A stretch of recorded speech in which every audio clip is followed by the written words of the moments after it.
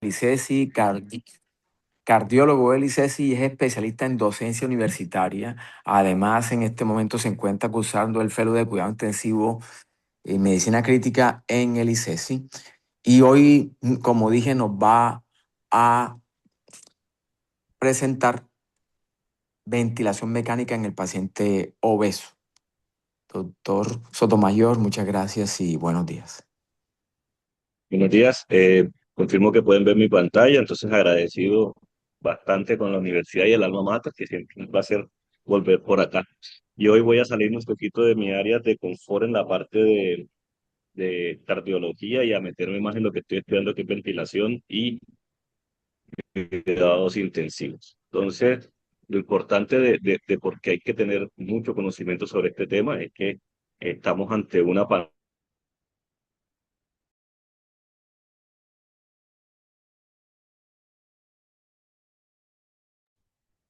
Hola, ¿me están escuchando? Sí. Sí, sí, te escuchamos. 36% de los pacientes que ingresan a la unidad de cuidados intensivos pueden cursar con cierto grado de obesidad o sobrepeso. Eh, el problema de esto es que la obesidad lleva a unos riesgos inherentes de un síndrome de distrés respiratorio del adulto, infecciones pulmonares y dificultad en el manejo tanto de la ventilación como de la vía aérea. Y es importante, aunque estos pacientes a veces llegan bastante enfermos, existe un concepto conocido como paradoja de la obesidad, en donde a pesar de que están bastante enfermos, requieren bastantes intervenciones, la supervivencia de estos pacientes es incluso muy buena a pesar de todas estas cosas.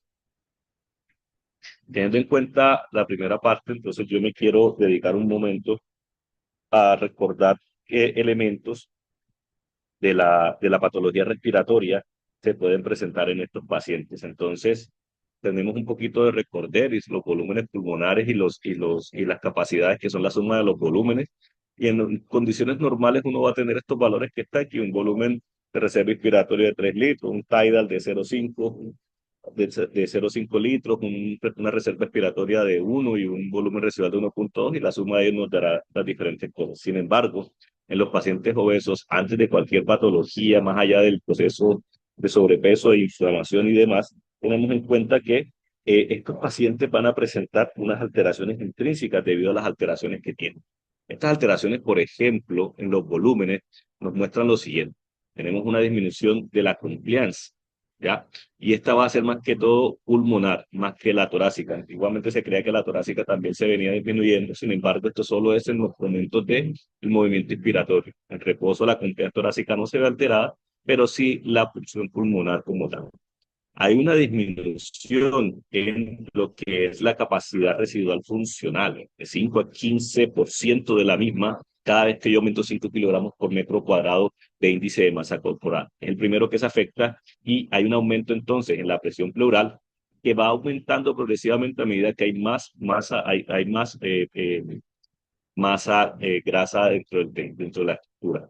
El volumen residual puede aumentar por el cierre prematuro de las vías aéreas pequeñas o por limitación del diafragma.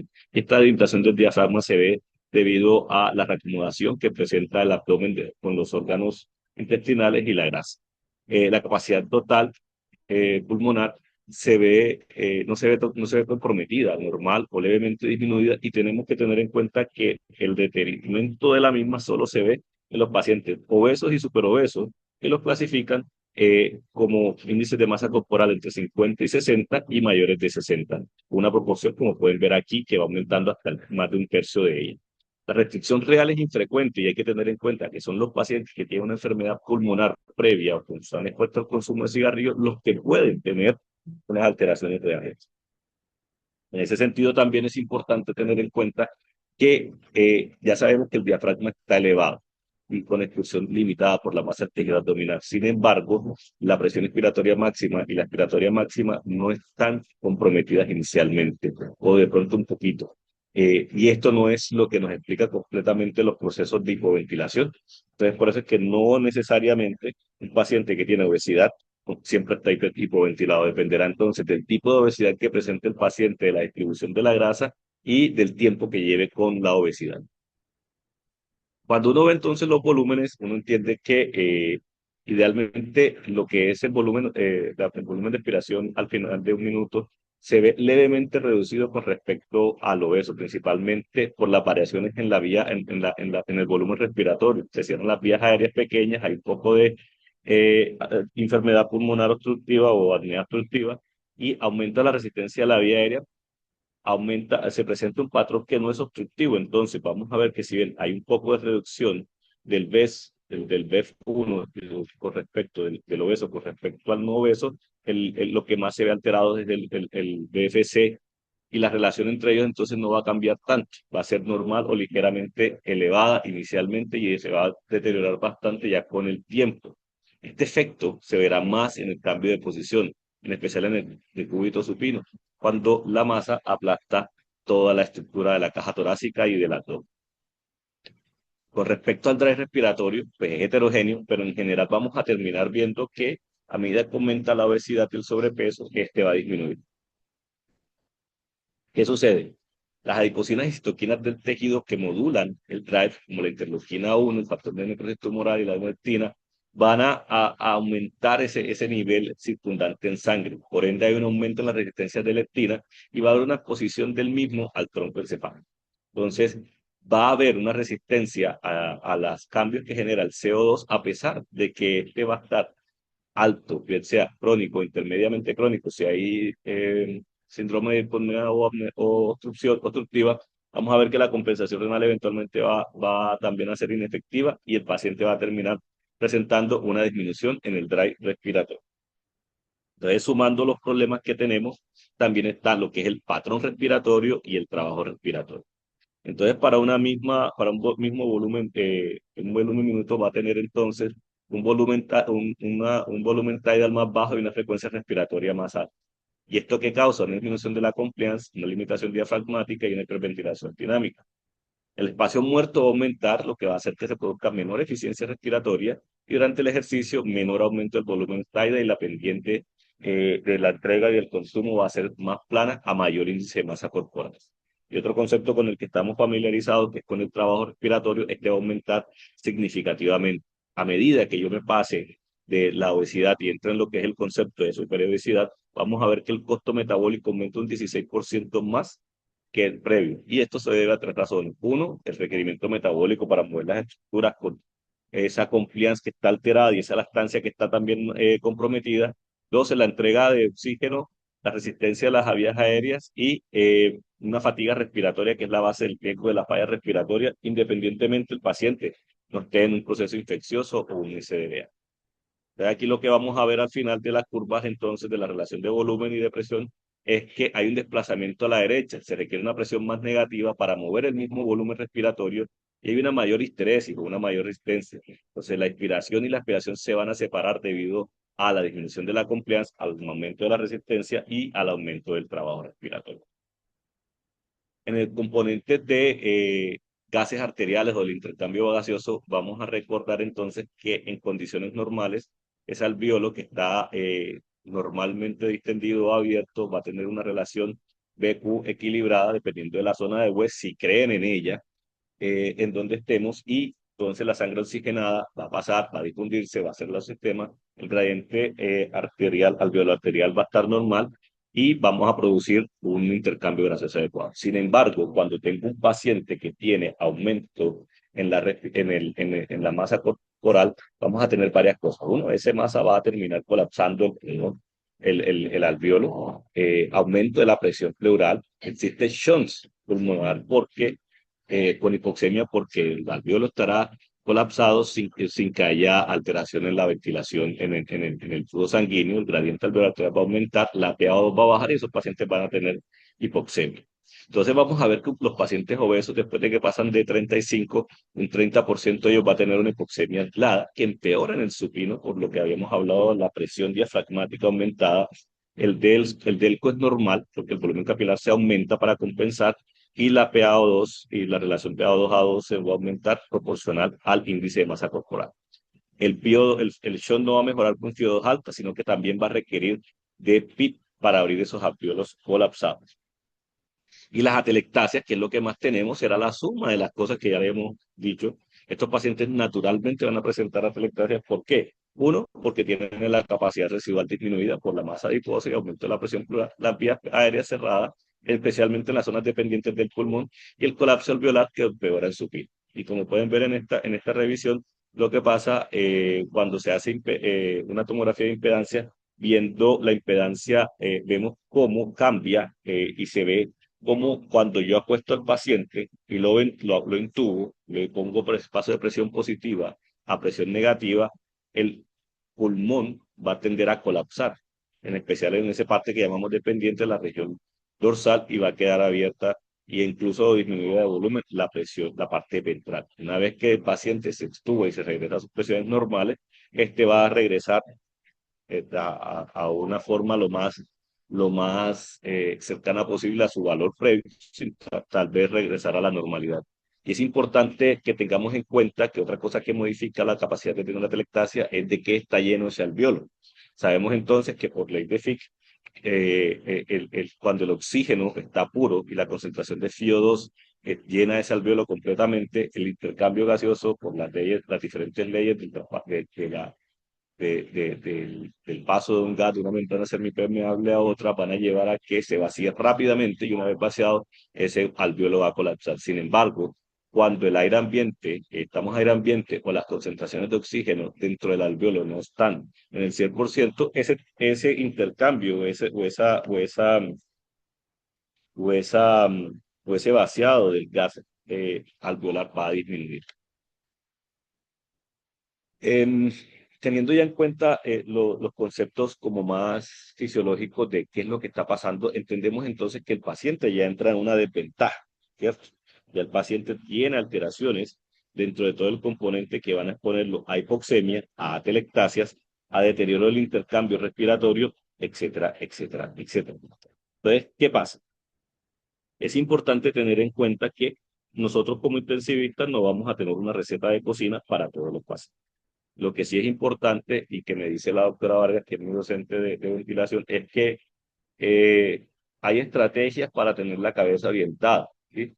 O para tener por lo menos un conocimiento inicial y basal para poder intervenir en los pacientes. Entonces, me gustó esta editorial que trae Lorenzo Valo y Paolo Pelosi en el 2019 de cómo ventila un paciente obeso. Y más que decirles que tomen eso como una Biblia, les quiero recordar entonces que una forma esquematizada en la cabeza siempre nos va a ayudar a tener un orden que no se nos va a perder y que con ese orden vamos a poder hacer las cosas lo mejor posible para el paciente. Entonces se llama el esquema iStart, en donde I de intubar, C de la ventilación, de cómo cuadro mi ventilación, T de titular los parámetros ventilatorios, evaluar el daño y las estrategias de rescate.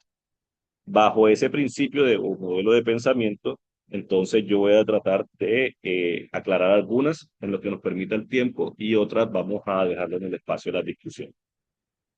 Entonces, en la parte de intubación y manejo de la vía aérea, yo me podría tratar otra hora más en charlas.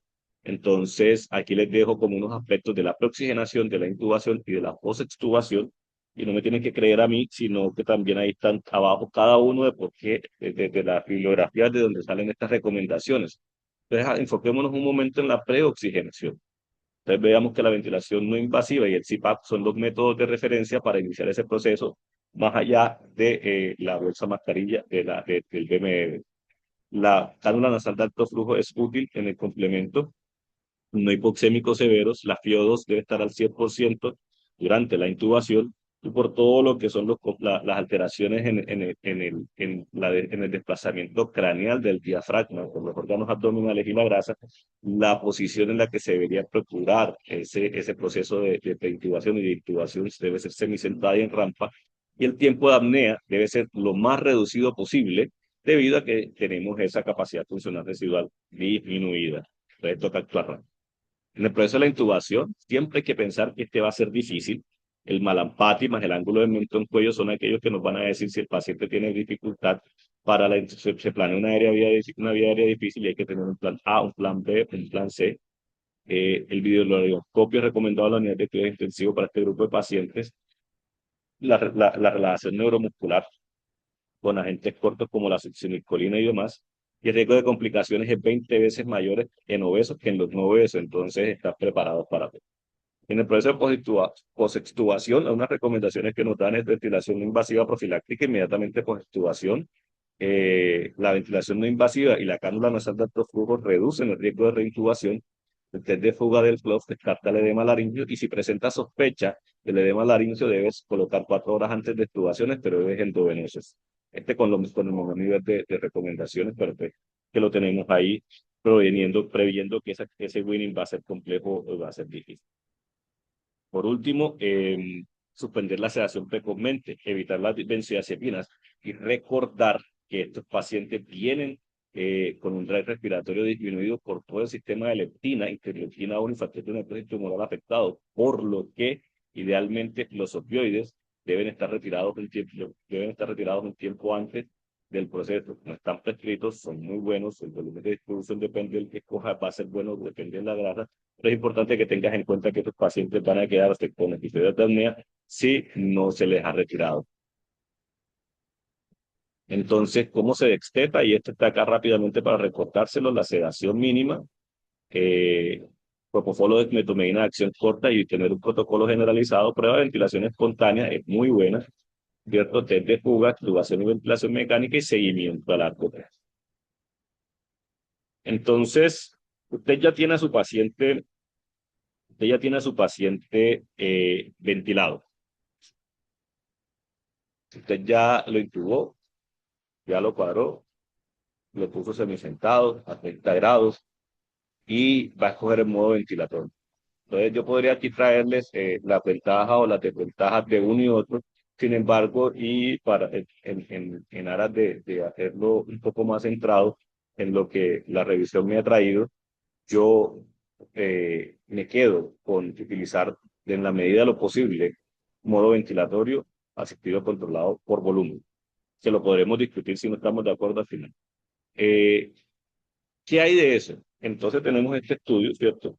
Que es el estudio de Bachi y colaboradores de 2017, anestesia retrospectivo, observacional, más de 100.000 pacientes adultos sometidos a cirugía bajo anestesia general. Ahí se me repitió. Cirugía general bajo anestesia general, bariátrica. Modo ventilado por volumen durante la ventilación intraoperatoria versus el control por presión controlada y el outcome era complicaciones pulmonares postoperatorias como neumonía, telectasia y fallo a la respiración. ¿Qué nos trajo esto? Entonces, básicamente, el volumen control, el controlado por presión estaba asociado a una mayor incidencia de complicaciones postoperatorias que el de volumen control, especialmente en los pacientes de alto riesgo. El volumen control muestra una ventaja clínica al mantener un tidal constante ante variaciones de la resistencia a la vía aérea. El efecto fue más pronunciado en los obesos y en pacientes con patología pulmonar previa, es decir, EPOC, enfermedad asmáticos o daño intraestructural del parénquima. Además de eso, es importante tener en cuenta que esto, si bien tiene una N muy grande, es un estudio retrospectivo, observacional, como si fueras dando, entonces, si bien y es en anestesia, no es en pacientes críticamente enfermos. En cambio, este, que es el estudio de Las Vegas, de una corte prospectiva multinacional, 29 países, perdón, con 9.864 pacientes, ventilación con eh, eh, volumen control titulado por el peso ideal, ventilación con otros modos, ¿cierto? Y el outcome era complicaciones pulmonares postoperatorias, driving pressure y la mecánica respiratoria.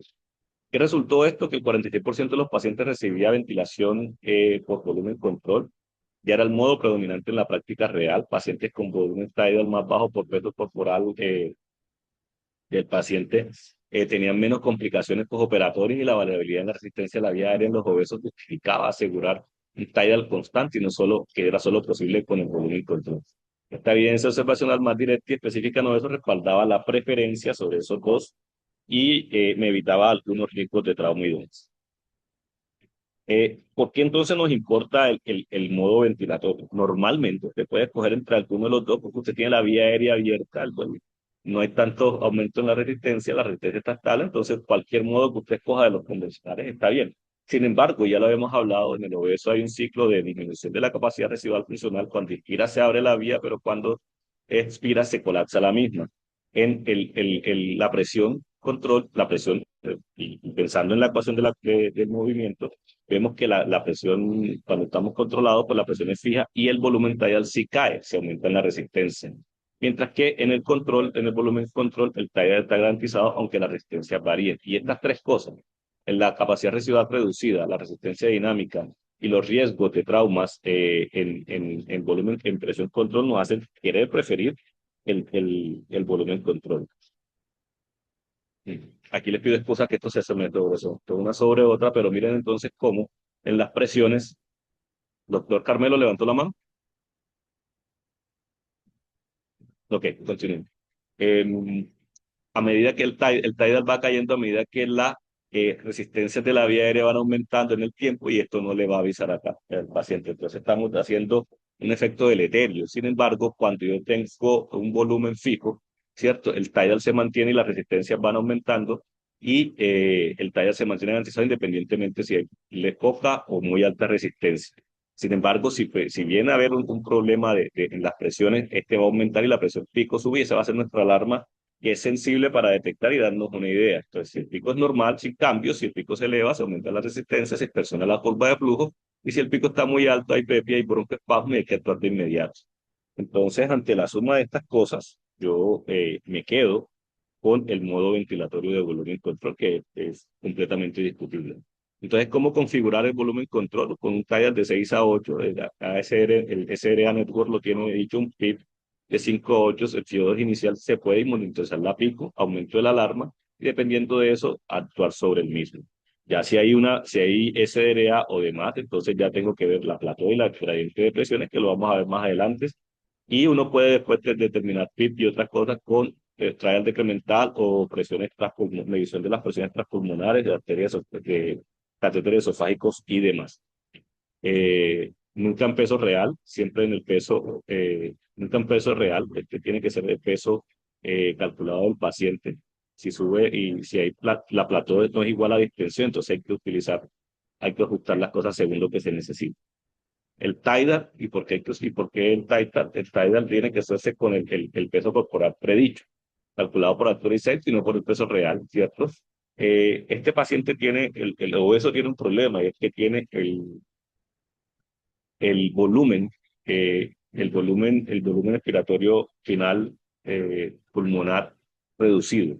Es más alto en obesos que en normopesos, el estrés mecánico, y aunque el TIDAL se calcule en mililitros de eso, el pulmón disponible es menor, porque es que el pulmón no crece con la masa, ¿cierto? Entonces, el objetivo en la práctica es TIDAL de 6 y en SDRA, y sin SDRA 6 a 8 y ajustar con plató y gradiente de presión, y si ambos son altos, reducir el TIDAL aunque esté calculado correctamente. Cuando vemos entonces eso, las estrategias de ventilación protectora, vemos que, por ejemplo, en este metaanálisis, incluyó 16 años de CRA, lesión pulmonar aguda bajo ventilación mecánica, y se estudiaron todas estas cosas, y vemos que en el grupo de intervención, ventilación protectora, con 7 mililitros por kilo de peso corporal, con un platón de 30 y una estrategia que puede incluir un PIB variable, hipercapnia permisiva, contra un grupo de control que tenía las presiones más altas. ¿Y qué demostraba esto en los análisis de barras y alambres? Que se desplazaba, los diferentes estudios, hacia una ventilación protectora, ¿cierto? Cuando lo comparabas con el outcome de mortalidad al final del periodo de cada prueba, o cuando se comparaba con el outcome de mortalidad hacia los 28 días. Entonces nos jala que tengamos ventilación protectora, volumen estallado en estos pacientes. En cirugía abdominal, el IMPROVE, que fue un estudio con un outcome primario, con unos 400 pacientes, un outcome primario de resultados de complicaciones pulmonares y extrapulmonares a los 7 días, después tuvo unos a 30 días, y en ventilación protectora se vio una disminución de esas complicaciones pulmonares con respecto a la no protectora, con un RR de 0,40, una disminución del 60%, y esto es estadísticamente significativo. Entonces, reduce significativamente la probabilidad de atelectasia, de neumonía y falla respiratoria postoperatoria. La necesidad de soporte ventilatorio postoperatorio disminuyó y la estancia hospitalaria se redujo en 2,5 días, aunque no hubo diferencias en mortalidad entre los dos grupos a 30 días, que es un resultado que pues en cuidado crítico pues estamos acostumbrados a no alcanzar. Sin embargo, todas estas cosas de acá nos dan como una ventaja, nos señalan una ventaja sobre otras estrategias. El PIB, ¿sí? Entonces, ¿qué pasa? El PIB, el problema es que sin PIB se va a colapsar el pulmón, ¿cierto? Aumenta el shunt, entonces la presión pleural, la presión alveolar va a ser menor que la presión pulmonar y el colapso va a generar atelectasia. Eh, la PIB como tal aumenta la presión transpulmonar, previene el colapso alveolar y favorece el reclutamiento. O bueno, no que el reclutamiento, mantiene abierta la vía, el pulmón que quiere no mantenerse abierto. Entonces, si yo les doy algunos datos y digo, bueno, de 10 a 26 es rango PIB individualizado en cirugía bariátrica, una mediana de 18. Un estudio restauró el volumen pulmonar al final de la expiración en el paciente en la preintubación. Valores de 15 se han encontrado en múltiples estudios de obesos, muy superior a los 5 con el que se inician habitualmente. Sin embargo, en este estudio, que es el PROGRESS Trial, en donde se utilizaron diferentes valores de PIB en el ensayo clínico, no hubo diferencias en las complicaciones pulmonares postoperatorias, pero no se buscó un reclutamiento completo. Acá, más, hasta más adelante. Entonces, ¿cómo encontrar el PIB óptimo en el paciente obeso? Depende de lo que usted tenga. Por oxigenación, aumentar la PIB, mejora la relación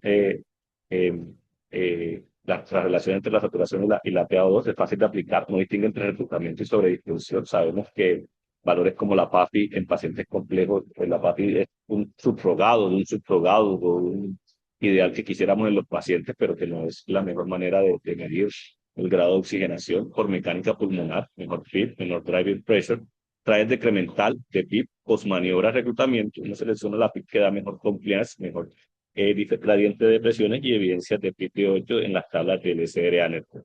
Mejora, ve mejor la función pulmonar, sin embargo, requiere más tiempo, requiere revisiones previas y demás. Y presión transpulmonar, que sería el balón esofágico, como quisiera tener entonces un PIB titulado hasta que la presión transpulmonar respiratoria sea mayor de cero y evitando el colapso y la sobredistensión. Pensando entonces, en especial en pacientes que tienen índice de masa corporal mayor de cero, más fisiológico y más preciso. Acá, por ejemplo, en Fundación lo tenemos disponible, pero sé que no en todas partes está disponible para todo el mundo. Con respecto a, a las maniobras de, de, de reclutamiento, hombre, primero que todo, aclarar que a las maniobras de reclutamiento hay que tenerles miedo, ¿no? O sea, no miedo, respeto, cambio la palabra. Hay que tenerles respeto debido a que eh, hay unos beneficios que tiene, sí, pero hay unos efectos cardiovasculares potenciales. Entonces, tener en cuenta que no es rutinaria y hay que comparar riesgo-beneficio. Ya hace una maniobra de reclutamiento en el obeso, la presión de apertura alveolar, que tiene siendo mayor que la presión de mantenimiento, una vez abierto necesita menos PIB para mantener los datos abiertos. Entonces, lo que se hace es subir la PIB a unos valores que puedan abrir ese pulmón, reclutarlo, y ahora después de eso ir incrementando el pulmón para ver cómo se comporta el mismo, porque ya necesita menos presión para esa presión de apertura. Las intubaciones con ese ventilador se pierde ese volumen pulmonar al final de la aspiración, entonces la manera de reclutamiento reinicia y restaura esa aireación. Y en obesos, la alta presión pleural eleva la presión de cierre y se necesitan presiones de la vía aérea alta para lograr esa apertura completa. Eh, Efectos potenciales negativos. Disminuye el retorno venoso, lo que disminuye la precarga, lo que disminuye el gasto cardíaco y lo que disminuye la presión arterial en pacientes que están choqueados. Esto puede ser mortal. Puede aumentar el riesgo de barotraumas con neumotoras, neumomediastino, si estos ya tenían EPOC, enfisema o pérdida del parénquima estructural. El biotrauma, agravamiento por inflamación persistente por las fuerzas mecánicas. Cuando vemos entonces eso, por ejemplo, en el PROVIS, que tuvo más de 2013 pacientes sometidos a cirugía bajo anestesia general en 23 países, 77 centros, PIB alto de 12, más maniobras de reclutamiento, y PIB bajo menos maniobras de reclutamiento, y buscaron lo que son las complicaciones pulmonares, vemos que en general en pacientes obesos sometidos a cirugía una estrategia de PIB alta y maniobras de reclutamiento no reducía las complicaciones comparado con PIB baja, aunque sí mejoraba la oxigenación intraoperatoria, pero a costa de efectos hemodinámicos adversos. Cuando hablábamos entonces de maniobras de reclutamiento de pacientes con síndrome de distrés respiratorio, en este metaanálisis, ¿verdad? Que los 15 estudios clínicos, 1.600 pacientes, las maniobras de reclutamiento alveolar han provocado un incremento en la intervención de la presión aérea, presiones de 35, 50, aplicación de 30 a 120 segundos, con posterior titulación de la PIP, y el grupo control, que era ventilación protectora, estrategia SRA Network y PIP baja y titulación estándar. Los resultados principales en la oxigenación, mejora significativa de la PAFI, diferencia de más de 45 milímetros de mercurio, pero no reducía significativamente la mortalidad. El efecto era 0,89 con un intervalo de confianza que sobrepasaba la unidad, aunque no hubo diferencias significativas en el riesgo de paro trauma. No deben utilizarse en SRA, pero pueden considerarse una estrategia de rescate para mejorar la oxigenación cuando otras medidas fallan, lo que uno puede utilizar. Y en este de revisión sistemática, también evaluando mortalidad 28 días, estancia NUS, IPAF y requerimiento FIO2, 10 ensayos clínicos, los pacientes con SRA, no se reduce no se redujo con las maniobras de reclutamiento la mortalidad, mejora la oxigenación al día 3, la estancia hospitalaria, lo que hace una reducción modesta de la duración, la estancia NUS y requerimiento no tienen diferencias significativas, como podemos ver acá en este análisis de alambres y barras. Entonces, si yo tengo un paciente sin SRA que está intubado, posición semisentado, ¿cierto? Tidal por peso predicho. Eh, Solo maniobras de reclutamiento de hipoxemia refractaria, esto ya es esperado. Una PIB óptimo puede estar entre 10 a 18, la monitorización puede ser con la presión plató, el gradient entre presiones, potencia mecánico y una vigilancia hemodinámica continua. La respiración espontánea, implementar precozmente, aireación independiente y el objetivo final es disminuir la telectasia, mejorar la oxigenación, disminuir el riesgo de trauma pulmonar, días de ventilación mecánica y ventilación y complicaciones pulmonares. Hay un protocolo individualizado, pero pues ahí tenemos algunas cosas que hacer. Entonces, ya estos datos los tenemos acá, la fisiología del shock, yo creo que me voy a poner un poquito más por acá.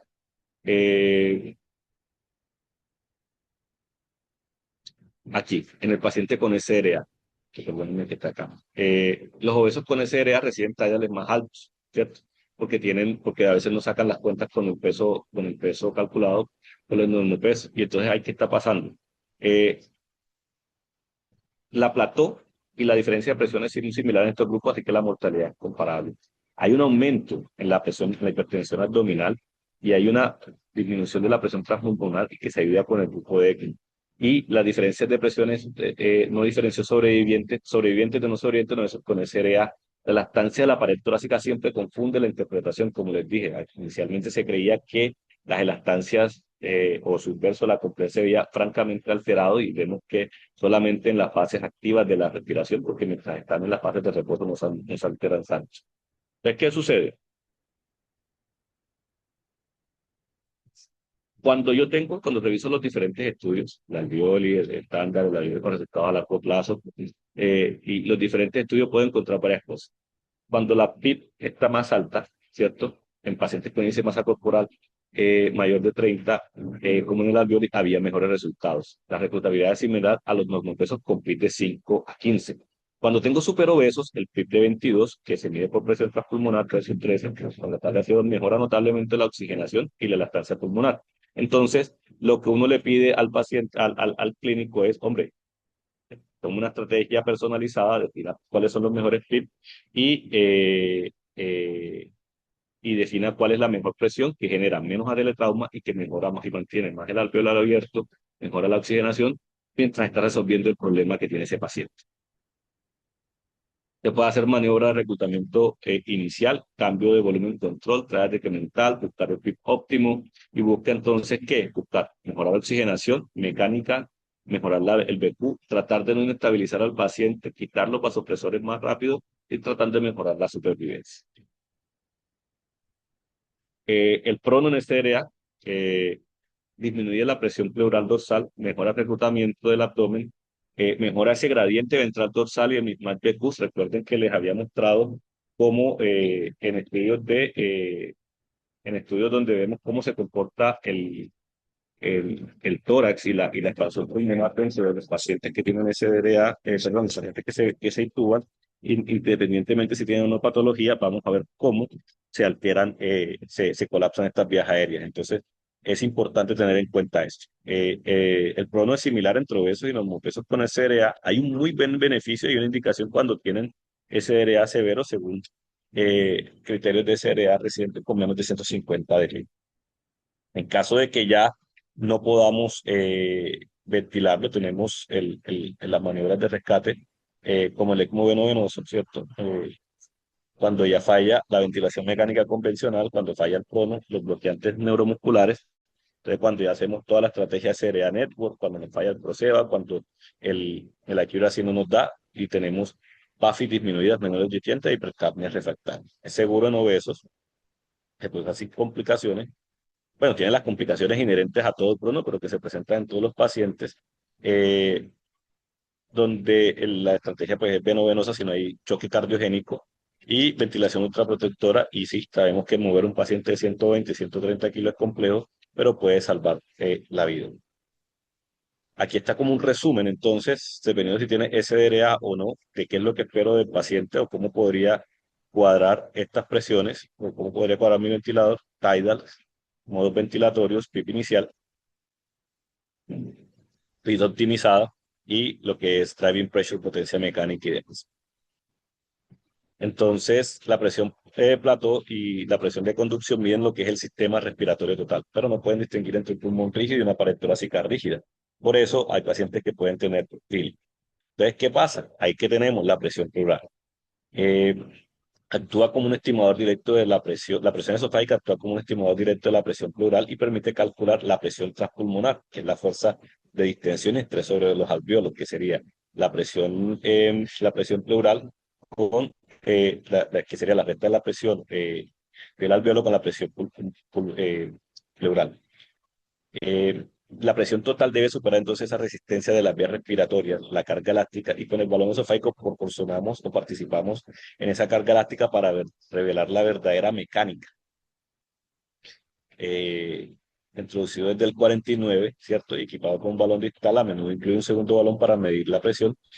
Y el objetivo es tratar de hacer ajustes precisos de la PEP, tanto en SRA o en hipertensión abdominal, la presión pleural elevada provoca colapso pulmonar y la monitorización guía el nivel de PIB necesario para mantener esos alvéolos abiertos al final de la respiración.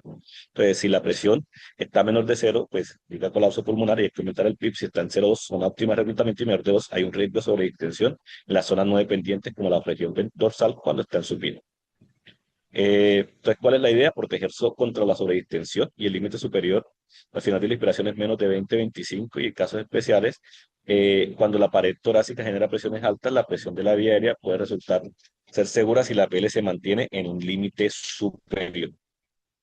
Entonces, la idea es que no solo mostrar el esfuerzo pulmonar, sino también modificar la amplitud de esa presión esofágica y mantener el efecto diafragmático en una zona protectora. Y en estos pacientes en los que la PIP intrínseca puede jugar un factor importante, lo que hay que tener en cuenta es que cuando hay PIP intrínseca, el diafragma debe realizar un gran esfuerzo para superar la PIP del paciente. Entonces, el balón revela ese esfuerzo oculto que no estamos viendo y que en el ventilador. El driving pressure, que es otro concepto importante, refleja el estrés aplicado al pulmón funcional durante la ventilación mecánica. Y es importante porque ese gradiente de presión, ese driving pressure, se correlaciona mejor con VIL y estrés pulmonar. Un driving pressure más bajo se asocia con mejor supervivencia en pacientes críticos. Y tenemos los estudios en donde vemos que el driving pressure es determinante ventilatorio que mejor produce supervivencia en SDRA. Y estas estrategias deben utilizarse en el paciente severo que necesitan mucha vigilancia y no solo centrarse en el volumen tidal o la PIP. La frecuencia respiratoria, pues pacientes con mayor producción de oxígeno, perdón, mayor producción de CO2 porque hay mayor consumo de oxígeno y el gasto energético. La evidencia clínica nos muestra que una frecuencia de 15 o 20 estaría bien y en no obesos de 10 a 20 minutos. La ventilación que debe ajustarse entonces para compensar la producción de CO2 y aumentar la frecuencia respiratoria pues, puede ser adecuado. Sin embargo, hay que recordar que frecuencias respiratorias muy rápidas también disminuyen el tiempo del ciclo, del taller de expiración y inspiración, y eso también nos puede llevar a que el paciente se complique. Entonces tiene que ser más que todo como medido. Entonces, en pacientes con ventilación mecánica, ¿cierto? Este es como un resumen de todo lo que le hemos dado, de lo que hemos hablado aquí rápidamente, recordar el prono, y esto me gustó ponerlo al final, y eso pues porque es factible, es seguro, no aumenta las complicaciones, este obeso o no obeso, es más dispendioso, sí, pero se puede hacer y mejora el ratio de la PAFI, homogeniza la distribución de la inflación pulmonar y disminuye esa atelectasia en las zonas dependientes que ya les había dicho. Y bueno, aquí acorté varias cositas y traté de ajustar las cosas. Les dejo 18 minutos de discusión para que podamos plantear conversaciones y discutir cosas en las que estén en acuerdo o desacuerdo. Muchas gracias. Muchas gracias, Alex, por la excelente presentación y pues damos paso a la discusión. Si tienen preguntas, aportes o dudas, este es el momento para hacerlo y estamos atentos a sus valiosos aportes.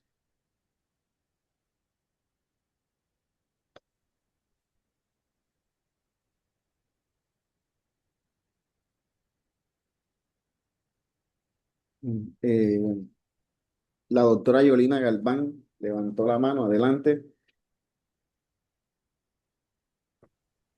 Muy buenos días, Alex. Felicitaciones por la charla, muy, muy completa, muy buena.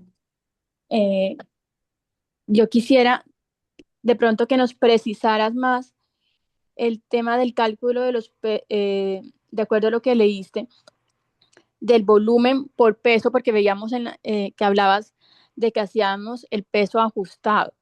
Entonces, normalmente, pues uno en los obesos, pues no calcula esos volúmenes eh, por el peso, o sea, ¿cómo es la recomendación para calcular el peso en esos obesos, para calcular el volumen en esos obesos con índices mayores de 50?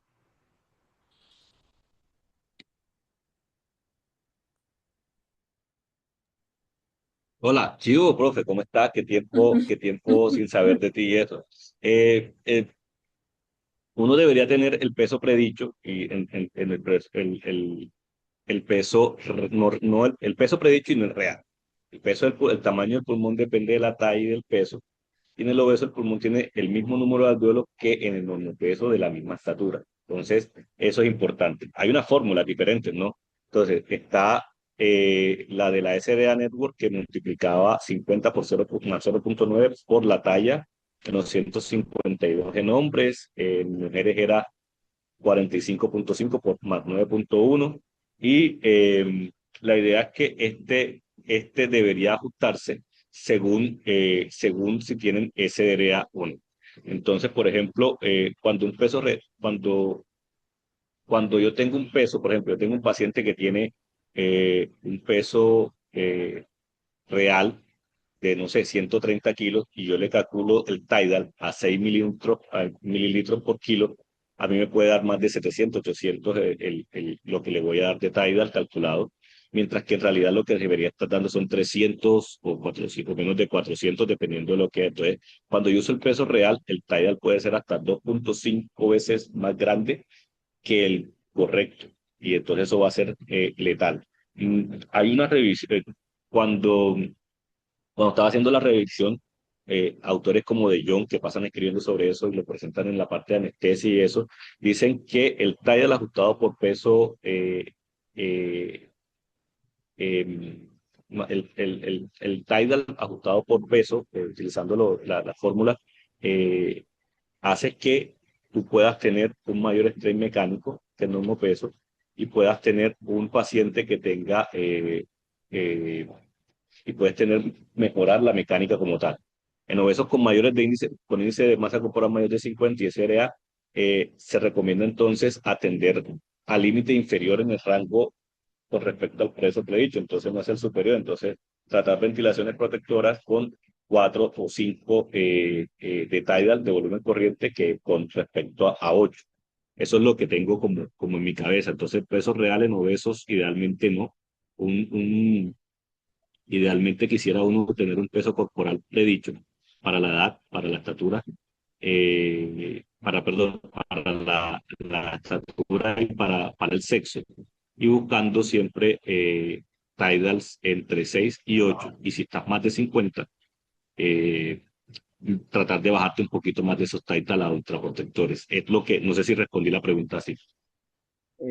Adelante, profe Dueñas. Profe levantó. Sí, O sea, ajustarlo por peso ideal, ajustar por peso ideal, sí, es la respuesta. de acuerdo. Tirando para abajo si está muy grande. La respuesta es la que acaba de decir el doctor Sotomayor. solo que le genera a todos, nos genera angustia ventilar a un paciente que pesa, que tiene una obesidad mórbida o mayor, ventilarlo con 300 de volumen corriente, pero hay que recordar que ese volumen lo que persigue es inundar los alvéolos y que nuestro problema fundamentalmente es vencer la resistencia que puede generar la pared del tórax, y esa resistencia debiéramos tratar de vencerla con PIB más que con volumen. Y lo ideal, obviamente, para eso sería tener una medición clara de la presión transpulmonar, que generalmente no la tenemos. Pero claramente lo que debiéramos tratar de evaluar es que si pretendemos vencer ese sobretrabajo que genera la pared del tórax del obeso y la presión abdominal, no es con volumen como logramos a lograr. Gracias.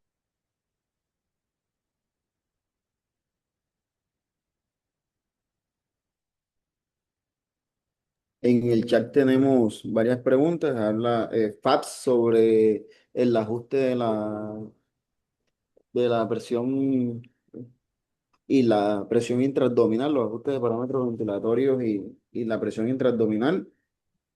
Y Juan Guillermo Vidrago que pregunta sobre el PIP, sobre titular el PIP por capnografía volumétrica en el paciente obeso.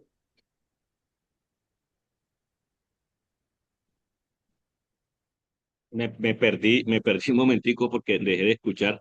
La ¿Cuál primera pregunta es? pregunta es ajuste de parámetros ventilatorios y presión intraabdominal. Ah, ok. Entonces, sí, no es fácil, ¿cierto? Porque no siempre tenemos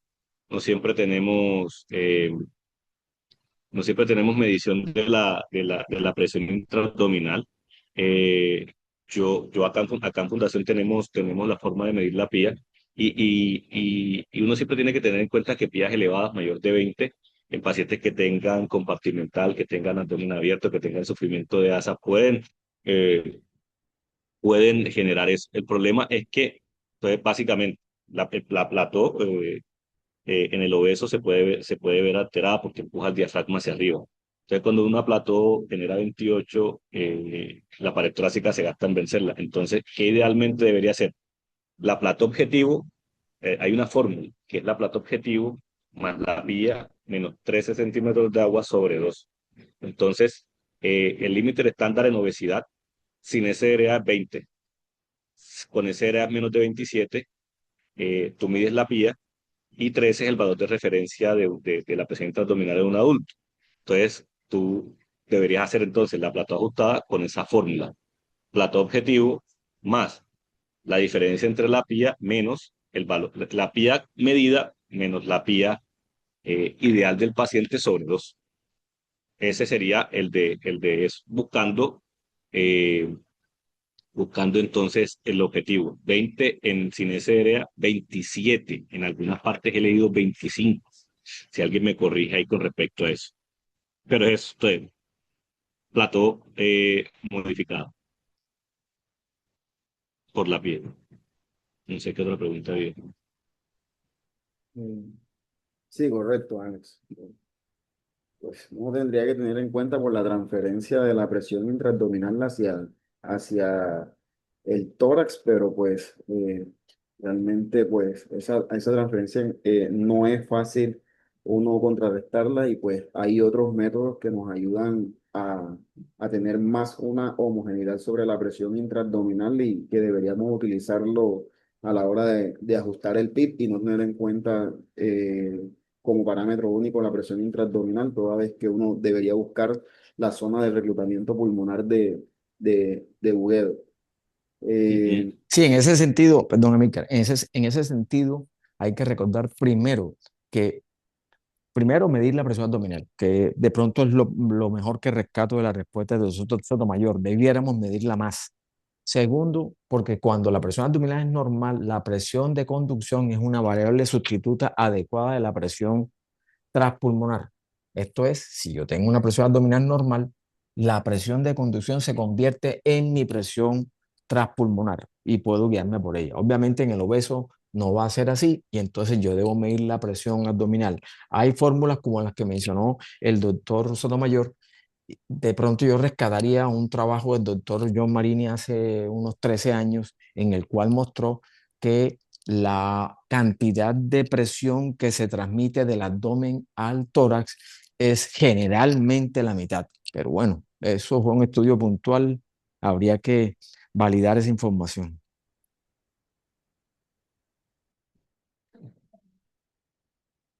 De acuerdo. Ok. Yo los tengo que dejar, qué pena con ustedes, pero hoy para mí el lunes Bueno, porque Alex, tengo que recibir eh, sala. sí, sí, listo.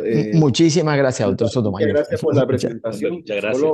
Solo una anotación antes de dar por finalizado, y es que en estos pacientes, dada la dificultad que se genera para poder pronarlos por el peso, en estos pacientes nosotros podemos utilizar algo que se llama el peso externo, es decir, poner una pesa de 5 kilogramos en el tórax, mirar cómo es el comportamiento de los parámetros ventilatorios, sobre todo de la presión meseta, para mirar si yo, mediante esta técnica, puedo predecir si mi paciente antes de pronarlo va a responder a prono. Sobre todo la evidencia del peso externo es en estos pacientes con obesidad y debería ser una estrategia que deberíamos utilizar más, al igual que la medición de la presión intraabdominal, para nosotros poder saber si nosotros vamos a pronar el paciente va a tener una buena respuesta al prono.